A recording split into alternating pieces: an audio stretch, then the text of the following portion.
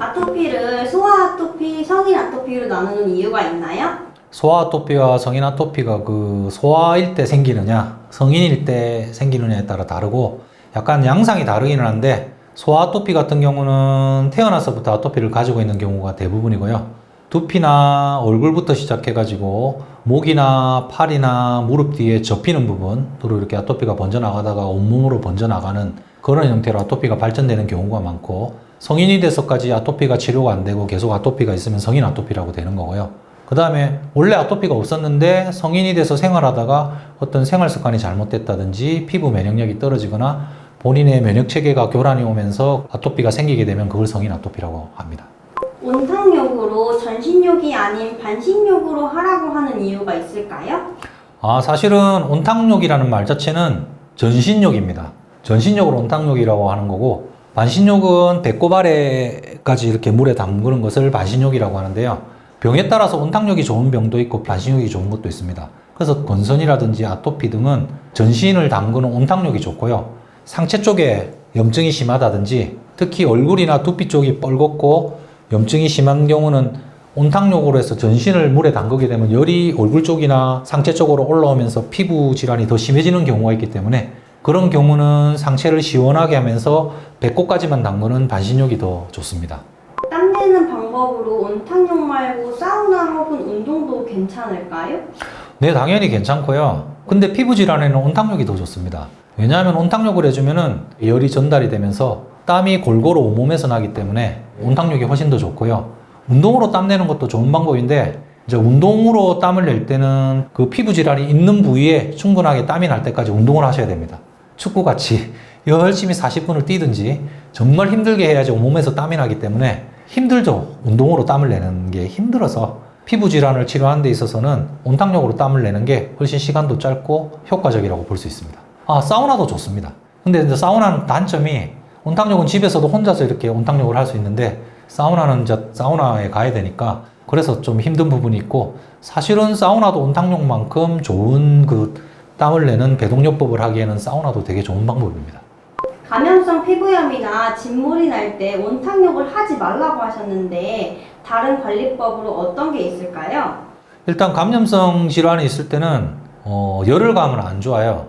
원래 감염성 질환이라는 게 이렇게 균에 감염이 돼가지고 피부에 염증이 생기는데, 열을 가하면 이렇게 균이 변식이 더 많이 되면서 염증이 더 심해져요. 그래서 열을 가하는 모든 관리법은 안 좋고, 진물이 나는데 물에 들어가고 습기를 가하면 더 진물이 많이 나고 그 습진이 악화되기 때문에 감염성 피부 질환이 있을 때는 피부를 좀 차갑게 해주는 게 좋아요. 아니면 스포라고 해서 차가운 식염수를 적셔서 이렇게 좀 올려놓는다든지 차갑게 해주는 게 감염성 질환에 도움이 되고, 진물이 많이 날 경우에는 그쪽 부분에 분말형 마데카솔을 좀 뿌려가지고 그걸 건조하게 해주면서 딱지가 빨리 생기도록 한다든지, 아니면은 진물이 많이 나는 부위에 드라이기 찬바람으로 해서 살 말려가지고 하면은 진물이 빨리 마르면서 딱지를 빨리 만들어내니까 그렇게 관리를 해주시는 게 좋습니다. 아토피에 일광욕이 좋다고 하셨잖아요. 일광욕을 집 안에서 할 경우에 창문으로 들어오는 햇빛도 괜찮은가요? 네, 괜찮습니다. 근데 햇빛이 이렇게 창문을 통해서 유리를 한번 투과하는 과정 중에서 햇빛에 있는 여러 가지 좋은 성분들이 좀 차단이 되기도 하고 좀 줄어들기도 하고 강도가 약해지기도 해서 사실은 직사광선이 훨씬 더 좋기는 한데, 정 직사광선을 이렇게 할 여건이 안 된다면은 창문을 통해서 들어오는 그런 햇빛에 일광욕을 하시는 게 안 하는 것보다는 훨씬 좋습니다. 아토피에 음식 관리가 중요하다고 하셨잖아요. 치료가 끝난 후에 먹는 건 괜찮을까요?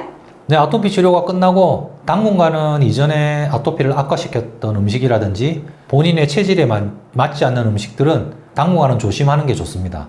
제 개인적으로 말씀드린다면은 한 6개월에서 한 1년 정도는 그 치료가 끝난 다음에도 음식을 좀 조심하시는 게 좋을 걸로 보입니다. 그러면 체질에 맞는 음식은 어떻게 할 수 있을까요? 여기서 이제 체질이라는 건 어떤 체질을 이야기하느냐에 따라서 답변이 많이 달라질 수 있는데, 사상 체질을 기준으로 이야기한다면은 체질마다 맞는 음식이 이렇게 따로 있습니다.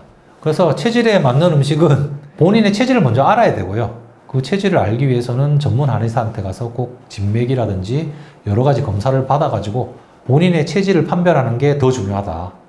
그리고 본인이 임의로 체질을 판단해서 먹었을 때는 몸이 많이 안 좋아져요. 면역이 급격하게 떨어진다든지 희귀한 질환이 생긴다든지 기존에 있던 피부병들이 더 악화된다든지 하는 이런 부작용들이 있기 때문에 임의로 본인이 체질을 판단해서 음식을 가리지 않았으면 좋겠습니다. 아토피 피부염이 급성 악화가 되는 시기가 따로 있을까요? 네, 보통 아토피 피부염 치료받으러 오시면서 기존에 치료하셨던 양방 치료들, 특히 그 스테로이드 제제를 끊었을 때 증상이 급격하게 악화되는 시기, 스테로이드 리바운드 현상이 올라온다고 하죠. 그때 급격하게 악화되는 경우가 있고요. 아토피가 심하게 가렵잖아요. 그래서 심하게 끓으면서 그 상처에 새로운 이렇게 균이 들어가면서 감염이 생겼을 때 감염성 피부염이 온몸에 심해지면서 그걸 2차 감염이라고 그러죠. 그런 감염 증상들이 왔을 때 피부가 굉장히 심해지는 걸 볼 수 있습니다. 아토피 때문에 가려움이 심해질 때는 어떻게 진정할 수 있을까요? 일단 가려움이 굉장히 심할 때는 그 가려운 부분을 차갑게 해주는 게 도움이 됩니다. 그래서 얼음팩을 대고 있는다든지 차가운 물수건을 냉장고 안에 넣어 놓으셨다가 가려울 때마다 수시로 꺼내서 이렇게 대고 있는다든지 그 다음에 생리식염수를 거즈에 이렇게 적셔서 가려운 부분에 이렇게 습보를 해준다든지 그렇게 해서 차갑게 해줘야지 가려움이 어느 정도 진정이 되고요. 근데 정말 심하게 가려운 경우는 그렇게 차갑게 해줘도 그때만 조금 가려움이 괜찮아질 뿐이고 금세 또 다시 가려움이 되게 심해지고 하는 경우가 있는데 너무 가려울 때는 양약의 항히스타민 제제를 적절하게 한 번씩 복용해가지고 가려움을 좀 진정시켜줘야지 사람이 잠도 잘 수 있고 피부가 회복할 수 있는 시간을 벌 수 있기 때문에 적절하게 그런 항히스타민 제제를 병용해서 한약과 함께 이렇게 치료를 받는 게 좋을 수도 있습니다. 아토피 피부염 증상이 있을 때 주의해야 할 행동 같은 것이 있을까요? 제일 중요한 거는 아토피 있는 부위를 긁지 않는 겁니다. 긁게 되면은 피부가 반복적으로 손상을 입게 되고 상처도 생기는데 그 상처로 또 2차 감염이 올 수도 있고요. 피부에 손상을 반복적으로 가져오면은 피부 색깔이 그쪽 부분에 피부 색깔이 변하기도 하고 결국에는 피부가 두꺼워지면서 거칠어지는 태선화 증상도 올 수가 있고요. 그래서 아토피 증상에 제일 주의하셔야 될 거는 그 부분을 긁지 않는 거. 그게 제일 중요한 것 같습니다. 어린 애기가 아토피 있으면 본인도 모르게 막 긁게 되잖아요. 네네. 그럴 때는 어떻게 해야 될까요? 근데 어른들 같은 경우는 본인이 가려우면은 피부를 차갑게도 해주고 생기 아니면 스프레이도 뿌리고 생기 아니면 연고도 바르고 해서 어느 정도 본인이 케어를 하고 참고 하는데 아이들 같은 경우는 이제 그게 안 되고 당장에 긁기 바쁘고 정말 피나도록 긁기도 하는데요. 그래서 아이들 같은 경우는 최대한 그쪽으로 신경이 집중되지 않도록 해주시는 게 좋고 그 다음에 좀 가려주시는 게 좋아요. 그래서 이렇게 접히는 부분이 가렵다고 하면 좀 긴팔을 평소에 입힌다든지 긴 바지나 긴팔을 입힌다든지 아니면은 이쪽에 끼우는 투비페스트라고 하는 이렇게 팔 가려운 부위나 관절 부위에 이렇게 끼우는 그 붕대 같은 게 있어요. 그래서 그런 걸 끼워가지고 이쪽 부분에 직접적으로 손이 안 가도록 막는다든지 그 다음에 상처에 붙이는 습윤 밴드나 밴드 같은 걸 붙여가지고 직접적으로 이렇게 긁어도 이렇게 상처가 나지 않도록 보호를 해준다든지 그런 적극적인 방법이 필요한 것 같습니다. 아토피의 가려운 증상으로 고생하시는 분들에게 하실 말씀 있을까요?